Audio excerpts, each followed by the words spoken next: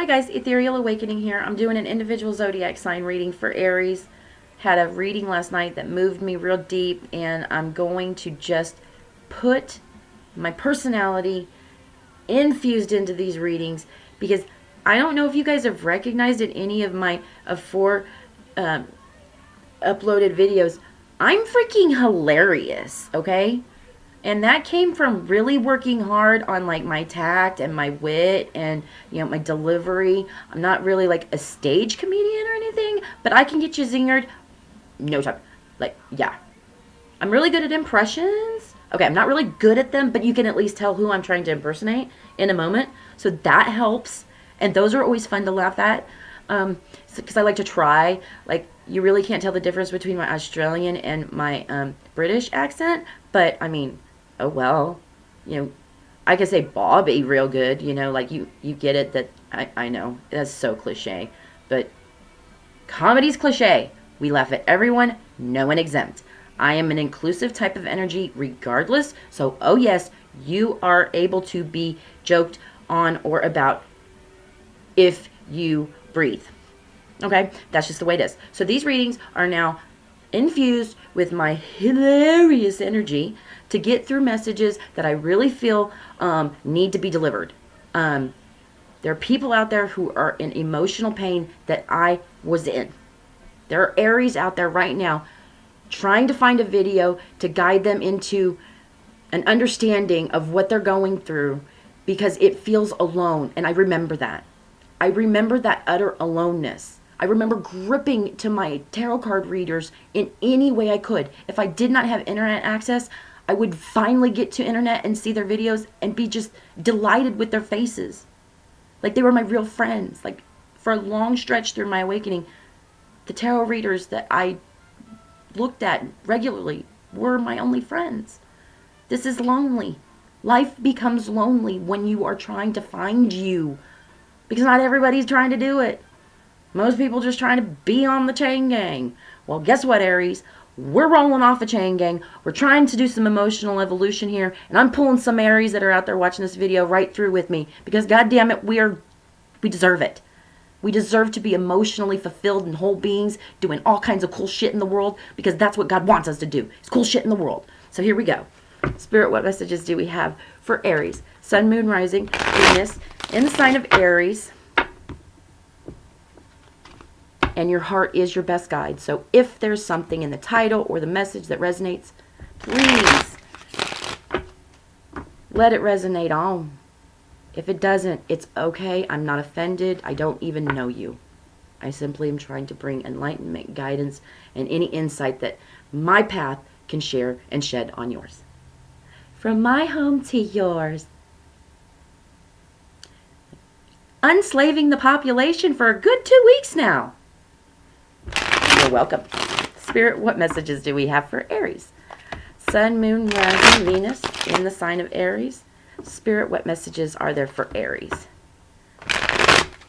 And that feels wonderful. Moving on. Going to do a little cut-a-roo. And 2 cards for current energy. Queen of Swords, Aries. And the 8 of Cups. Heart space. Queen of Cups. King of Cups. Possible outcome.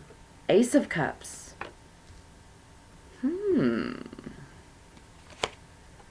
4 Swords. Underlying energy or what you might not be aware of. Strength card coming through. Bow. In your face, Aries. In your face. Leo energy, but still. 6 of Swords, 7 of Cups. So, the underlying energy speaks on the idea that what you thought were just a lot of choices in your reality turned out to be disillusioned points of view. Coming from an over tantalized and tantalized sense of self. Being overstimulated by the neon distracted type world that we live in. Instant gratification. Avoid your feelings. Go do this instead. Be a complete schmuck to your brothers and sisters. Live a vicarious life through people who don't want you living vicariously. Whatever you do to avoid who you are is a world that we have manifested all around us. Aren't we such good manifestors? Okay, well, this is that realization that those what originally were your belief in choices, that you just had lots of choices, were really empty pots of gold at this end of this rainbow that were not really choices. They were just empty and unfulfilling and left you feeling the vapid desolation that I was speaking of. Gift! Thanks, Spirit, for dropping me squarely on my spiritual ass so I could rebuild myself in the spiritual warrior fashion that you see me. It does not feel good at first. It does not feel good as you're facing these realizations of yourself. So here's your underlying energy. The strength needed to finally mentally want peace. To recognize disillusionment for what it is. This is the reality. Those are not choices and options like you're a kid in the candy store. A true divinely guided path will enlighten itself without effort. It just becomes illuminated once you align with the intentions of a pure heart that wants to heal and wants to see everyone around you heal. Illusions fall away. You want peace in your mind. And the strength that comes from that, the emotional resilience, that understanding, deep knowing. The strength card is one of my top 5 cards in the deck. Not because I'm a Leo rising, but that energy I feel so often, like in me, like I've had pets that I just was so connected with. I respected and loved so deeply that there was this mutual respect that the pet had for me also.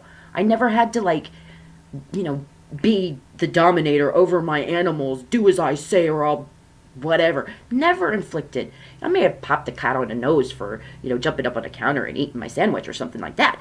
But I never had to be a violent pet owner. And I just see this depravity going on with pet ownership that is just unnecessary. It comes from a complete misunderstanding of what that energetic exchange between you and that animal is.